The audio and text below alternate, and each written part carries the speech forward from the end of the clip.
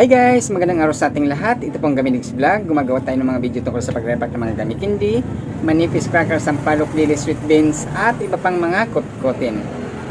Guys, shout out sa lahat ng mga subscribers at lahat ng mga nanonood sa mga video ng Gaminix Vlog. Thank you guys!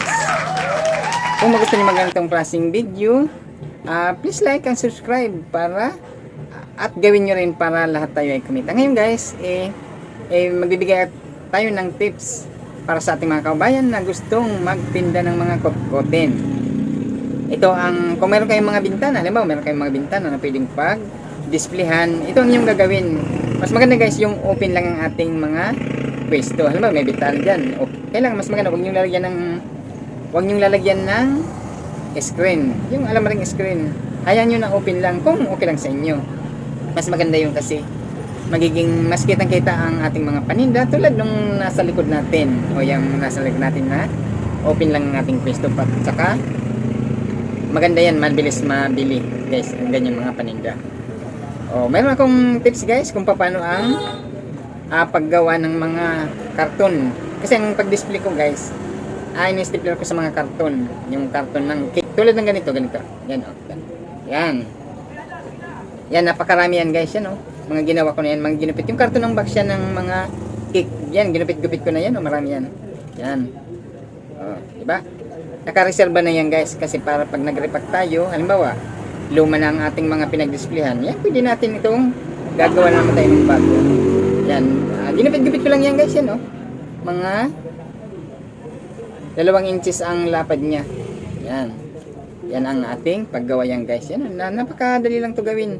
Itong mga karton ng cake, mabibili naman natin sa ating mga kapitbahay na may mga nagbe-birthday, yung mga may cake yan, pwede natin yan bilhin. Yung malalaking box guys, binibili ko ng mga 25, 20 or 30, depende sa ganda ng box na ating mga bibili sa ating mga kaubayan guys. Yan. Ituturo ko sa inyo guys kung paano gawin ang maging ganito.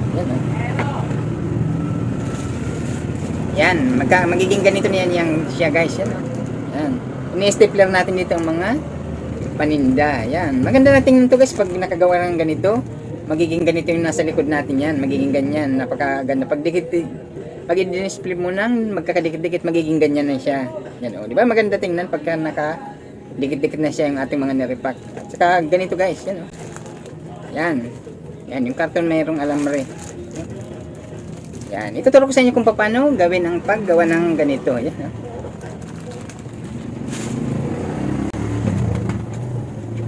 Yan, ito na yung ating ginupit na. Yan, yung karton niya ng cake guys. Yan.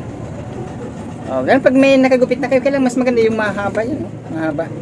Kasi malalaking karton to natin ginagawa guys. Yan, ito. Pag may ganito na kayo guys, yan tutupiin nyo lang. Yan 2 tupi. Yan, 2 tupi yan. Yan. Yung dulo.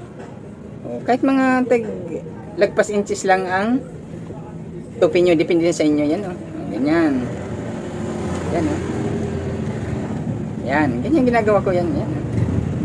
Pagka nakaganyan na, yan may 2. Kailangan gawin natin itong mga ganyan para matibay siya. Kasi ito yung nasa taas siyang magdadala ng naka-stapler dito. Kailangan hindi siya mapupunit dyan, kaya tinupin natin ng 3 o 2 tupi para maging makapal na siya dyan. Yan. Pag nakaganyan yan guys, yan di ba? Ang gagawin natin, yan, stapler lang. Yan staplerin natin para maging matibay. Yan, ganyan lang. Yan, stapler lang. Gitna. Sa gilid. Yan. Staplerin lang natin para hindi siya ayan, di ba naka-stapler na yan naka-stapler. Ayan, kabila. Pwede rin nyo pukpukin nyo yung mga ng stapler para hindi siya sumadit. Tapos pag may ganyan na tayong nakaganyan gawa, gagawa naman tayo ng alambre. Ito yung alambre. Malit lang to. Yan. Kailangan yung dulo tutupiin natin yung sobrang liit na yung dulo. Yan, ganyan lang.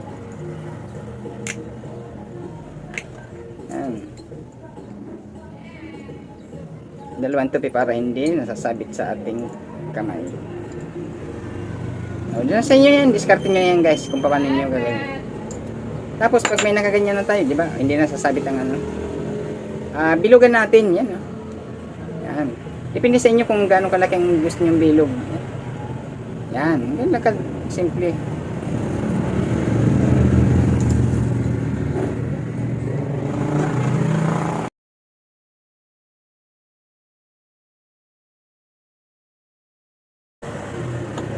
Ayun na, diba?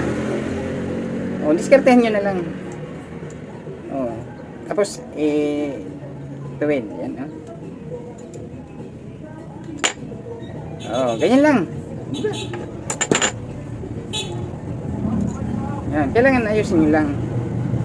Mga ilang inches lang guys, mga 2 inches lang ang mula dito. Yan, 2 inches. Tapos, itupin nyo. Yan, di maging ganyan na siya. Tapos sukatin nyo dito. Kailangan pag pantay lang siya dyan. Yan. Putulin nyo yung alambre para pantay lang.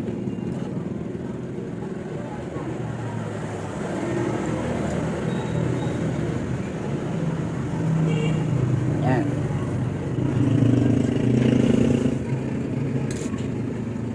Paano nyo kasi makatusok yung dulo, ano nyo para hindi makatusok. Di ba ganda na, napaka simple lang gawin. Yan, tapos ilagay nyo dito. Yan, yan. Di ba maganda na tingnan? Yan, yan ang ating ginawa. Yan, yan. Di ba napaka simple lang gawin? Yan, dito nyo i-stapler yung ating mga na-repack. Yan, di ba na magaganda yan? Ang kalalabasan niyan guys, magiging ganyan na yung nasa likod natin. Yan, magiging ganyan na. Di ba maganda natin yung paninda natin, dikit-dikit, saka maganda tingnan. Ganun lang. Magiging ganyan yan pagka in-stapler na natin. Yan, ganyan ang kalalabasan niya guys. Yan, di ba? Yan, maganda na tingnan. Yan. Ganyan lang. Stapler lang yan dyan guys. Ito ang isasabit natin sa taas. Yan. Kung makagawa tayo ng iba't ibang klaseng mga gamit hindi, tapos ipagdikit-dikit nyo sa bintana yung di-displayan natin. Maging ganyan na. Tsaka maganda na tingnan siya guys. Maging ganito na yung nasa likod natin. Diba maganda na tingnan. Ganun lang ka simple guys ang kung mag-umpisa kayo na magtitinda ng mga kot-kotin. Sa akin guys, pa 5 piso lang ito yung mga nirepack natin. Yan yung nasa mga display natin dyan. Nasa likod natin. Yan, mga 5 piso lang yan. Para madali, mabili. Tsaka mabilis mabili.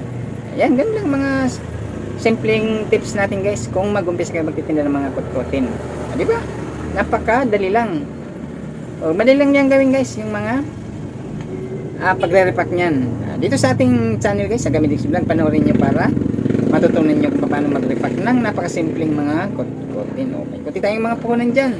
Pwede nyo umpisahan para lahat tayo ay kumita. Yan, hindi na kung kikita tayo dito, ba't pa kayo magtatrabaho, araw-araw kayong mga masahe, kung kikita tayo dito. Dito maganda na sa bahay lang tayo. Kahit nagtatrabaho kayo guys, pwede nyo rin gawin mga pagtitinda ng mga kot-kotin. Re-repack nyo lang. At saka, i-alok nyo sa inyong mga kababayan, di ba? O yung mga kaibigan. Kung nasa mga bahay man tayo, kagaya nitong nasa likod natin yan, magandang ating nan. Yan. At saka mabilis mabili yan guys. Yan. Di ba? Kaysa, wala kayong ginagawa. Naghanap kayo ng mga kung anong gusto nyong pagkakitaan. Yung mga kutkutin. Kung nasaan man kayong mga lugar. Halimbawa, meron sa mga palengke sa inyo, malapit sa inyo, meron mga kutkutin. Yan, pwede nyo umpisan magtinda. Basta mas maganda guys, ito lang sinasabi ko, mas maganda kung tayo mga small business, yung pagkain ang mas mabilis natin may benta. Kung malilit lang ating mga puhunan, mas maganda sa pagkain. Tulad na sa akin, sa kutkutin ako nagtitinda. Matagal na ako nagtitinda guys, 2013 hanggang ngayon. Yan. nasusupply naman namin pamumuhay sa araw-araw. Yan. Kasi nung una, gulay ang paninda ko. 2010 to 2013. O, divisory ako ng mamalingki ng yung bandil-bandil na mga mas mura pa kasi nung mga bili. Hindi ka makakapag-absent sa gulay. Obligado kang araw-araw may titinda. Diba? Kasi ang gulay, isang araw hindi mo may tinda, masisira siya. O dito sa kutkutin, o kahit dalawang araw hindi ka magtinda, okay pa siya. Andyan pa yan. Diba maganda? O tanong lang ngayon guys, mabili itong mga gamit hindi, mga manis, sampalok, dili sweet beans at iba pang mga fish crackers. Yan, mga mabili yan guys sa ating mga kabayan sa panahon ngayon. Diba? Ganun lang mga technique natin guys, or ang ating mga nagbibigay na tips base sa ating mga pinagdaan na magtitinda. Basta may simple lang kayong hindi man kahit hindi ganong kalakihan ng pwesto natin guys, kahit ilang lagpas isang dipa lang o isang dipa, basta importante may display dyan o may display dyan sa inyong bintana o ano man yung pwesto na yan. O yung iba, itabi nyo yung ibang mga stocks tulad may mga ganito guys, yan o.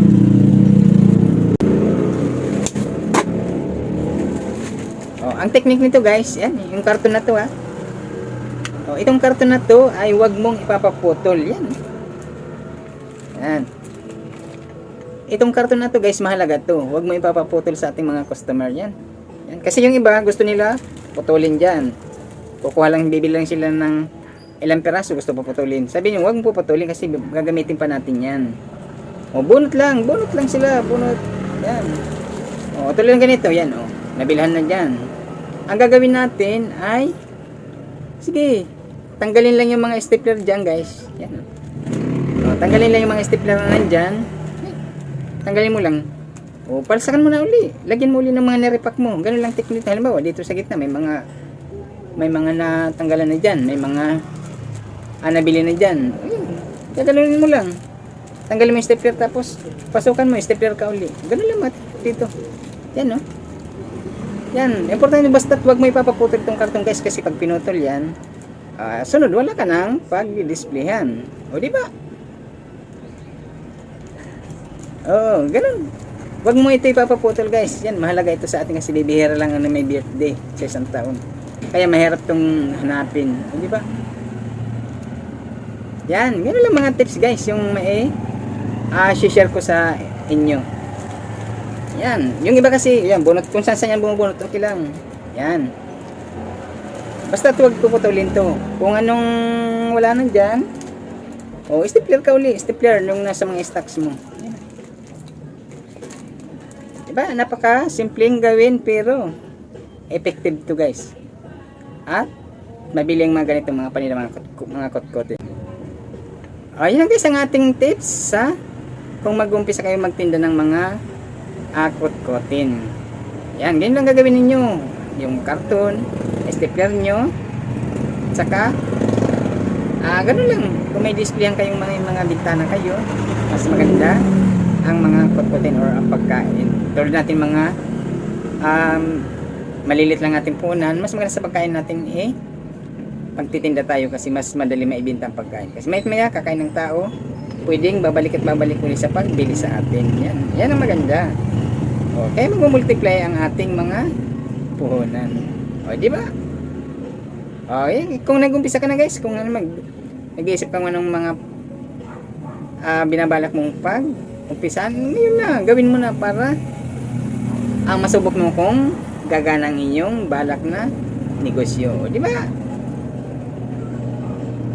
Guys, hanggang dito na lang ang ating tips.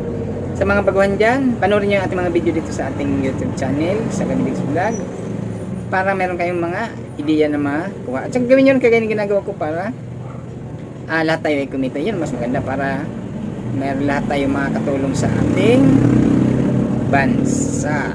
Kung magnegosyo tayo, nakatulong tayo sa ating bansa, sa ating ekonomiya. Di ba?